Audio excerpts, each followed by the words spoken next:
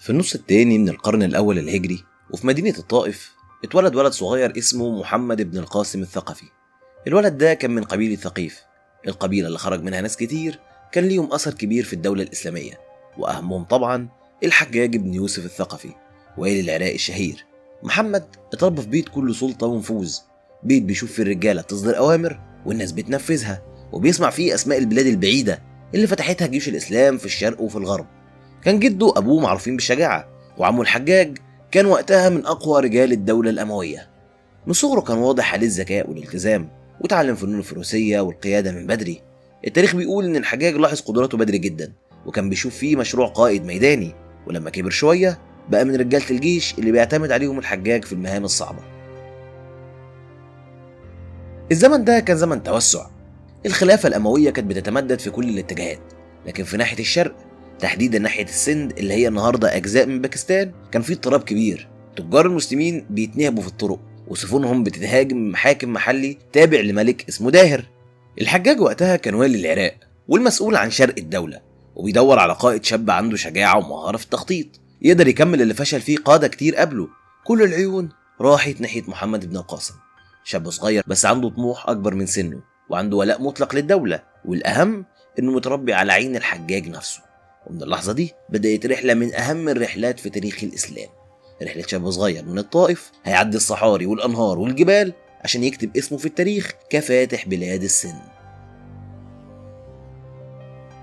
بعد ما قرر الحجاج يبعت جيش للسند بدأ يجهز بعناية، مش أي تجهيز. هو كان فاهم إن الطريق طويلة، وإن بلاد السند مش مجرد حرب، ودي رحلة للمجهول. اللي قبله حاولوا فشلوا زي عبيد الله بن نبهان، واللي قبله ابن طهفة البجلي، لكن المرة دي الحجاج اختار محمد بن القاسم، شاب صغير بس دماغه منظمة بشكل مدهش، عنده طاقة ما بتخلصش، وأسلوب إدارته دقيق جدا.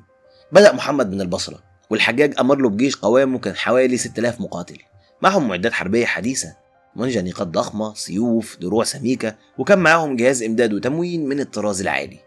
الجيش اتحرك في صيف قاسي، عبروا مكران، منطقة جبلية وعرة، الطريق فيها كله رملة وصخور والمية قليلة جدا، لكن محمد كان مرتب كل حاجة خطوة بخطوة، نقط يقف فيها كل يوم، أماكن يتزودوا فيها بالمية، وحساب دقيق للمؤن لكل فرد في الجيش.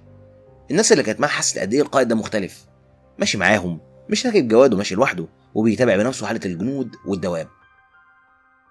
بعد شهور من المسير وصل الجيش لأول مدينة حقيقية في أرض السند، مدينة الديبل اللي كانت تحت حكم الملك داهر. المدينة دي كانت محصنة جدا، سورها عالي وأبراجها مليانة رماة.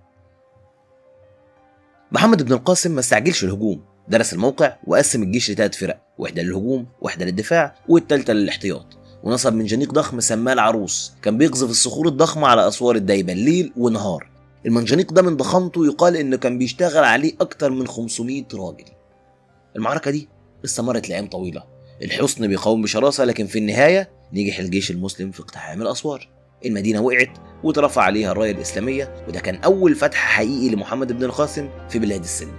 بعد ديبل بدأ محمد بن القاسم يكمل تقدمه بسرعة غريبة، اتجه في الشمال نحو النيرون وبعدين سيوستان، وكل مدينة كان يدخلها بنفس الأسلوب، يدرسها، يدي فرصة لأهلها يستسلموا، ولو قاوموا يقاتل بحزم لكن بعدل. الناس بدأت تلاحظ حاجة مختلفة، الجيش ده مش جاي ينهب، ده جاي ينظم. كان بيسيب الحاكم المحلي لو أظهر الطاعة، ويأمن الناس على أموالهم ودينهم، وده اللي خلى كتير من البلاد تفتح أبوابها بدون حرب. في الطريق وصل محمد بن القاسم لحدود نهر السند، وهناك كانت المواجهة الكبرى المنتظرة مع الملك داهر. الملك داهر كان جمع جيش ضخم جدا، بيقولوا حوالي 50,000 جندي، ومعاهم فيلة مدربة للحرب. محمد كان معاه عدد قلب كتير، بس كان بيعتمد على الحركة السريعة والخداع التكتيكي، واستخدم ساعتها النهر كعامل يفرق قوات العدو فيه. المعركة دي كانت واحدة من أشرس المعارك، بدأت الفيلة تندفع ناحية جيش المسلمين، لكن محمد استخدم الرماة والفرسان الأذكياء اللي ضربهم بنفسه. السهام المشتعلة وجهوها ناحية الفيلة اللي بدأت تجري في كل الاتجاهات وتدهس جنود داهر نفسهم. وفي خضم الفوضى محمد بن القاسم أمر بهجوم كاسح على قلب جيش داهر. النهاية كانت حاسمة، الملك داهر اتقتل وجيشه اتفرق، وبكده فتح محمد بن القاسم السند كلها تقريبا من الديبل ولحد بلتان. اللي حصل بعدها ما كانش مجرد نصر عسكري، دي كانت بداية دخول الإسلام بشكل فعلي في منطقة ضخمة هتفضل على الإسلام لحد النهاردة. بعد ما انتهت المعارك وهديت أصوات السيوف، بدأت مرحلة جديدة تماما في حياة محمد بن القاسم. ما بقاش قائد بيحارب، لكن بقى والي على السند. اللي عمله بعد الحرب كان درس في السياسة قبل ما يكون في الدين.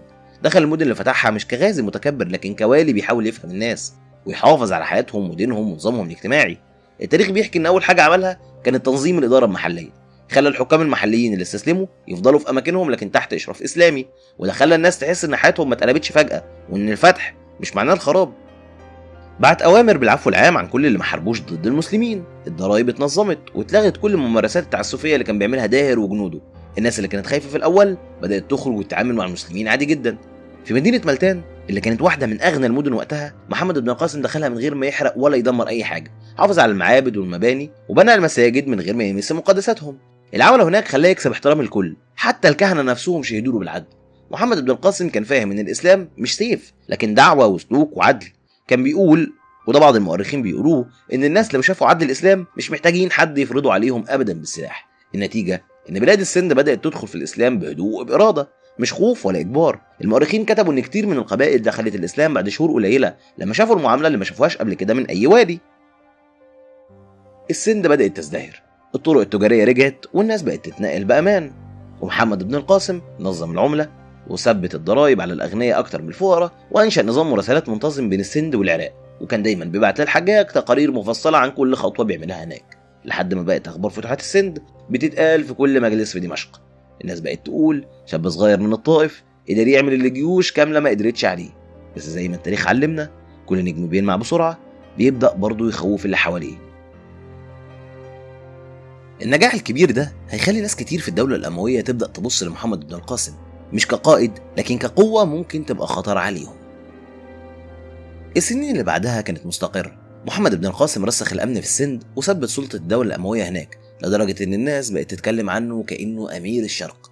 لكن في دمشق كان الزمن بيجهز له مصير تاني خالص. في الوقت اللي هو بيبني فيه المدن ويقسم الولايات، الحجاج بن يوسف عمه وسنده الأكبر كان بيموت، ومع موته انتهت الحماية اللي كانت بتغطي محمد في وش السياسة. وبعد وفاة الحجاج، الخليفة الوليد بن عبد الملك مات هو كمان، وجي بعده سليمان بن عبد الملك، واللي كان بينه وبين الحجاج عداوة قديمة جدا. وسليمان كان شايف ان كل اللي له علاقة بالحجاج عدو محتمل لازم يتصفى.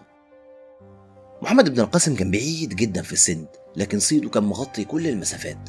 وصلت اخبار فتوحاته العظيمة لكل الاقاليم، وسليمان بدأ يسمع جمل من نوع محمد بن القاسم فاتح بلاد السند وبقى محبوب من الناس هناك، ودي كانت كفاية تزرع الشك في قلب اي حاكم. فجأة جاله امر من الخليفة يرجع فورا الى العراق، والامر اتنفذ بالحرف. رغم ان كتير من اعوانه حاولوا يقنعوه انه يتمرد ويقف قدام الامر، لكن محمد ما اعترضش، رجع مطيع زي ما كان طول عمره.